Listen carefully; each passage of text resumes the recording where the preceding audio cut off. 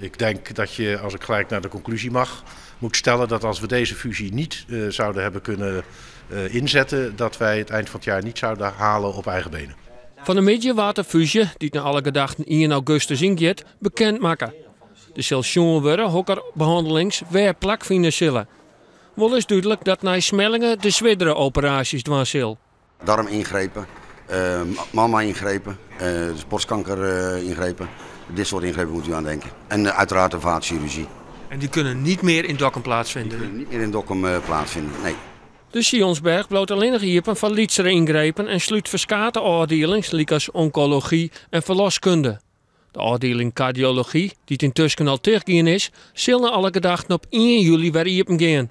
In concreto betekent dat als je hartproblemen hebt, dat je in principe in de Sionsberg terecht kan. Krijg je een zware hartaanval, dan wordt het ambulancepersoneel, die rijdt dan door naar het MCL, naar het hartcentrum. Daar word je geopereerd of gedotterd. Dan kom je dan terug, dan ga je terug naar de Sionsberg. Verder zullen nog voor miljoenen investeerd worden in het Dokkumer ziekenhuis dat in grote financiële nood zit. Zo komen er 2 nieuwe operatiekamers. We gaan over een week of 6, 7 zetten we hier een paar containers neer. Dat zijn operatiekamers. Daar kunnen we voorlopig voor dit jaar in door. En dan gaan we in die tijd, na goed analyse, gaan we 2 nieuwe OK's bouwen. En daar kunnen we dan ons werk doen.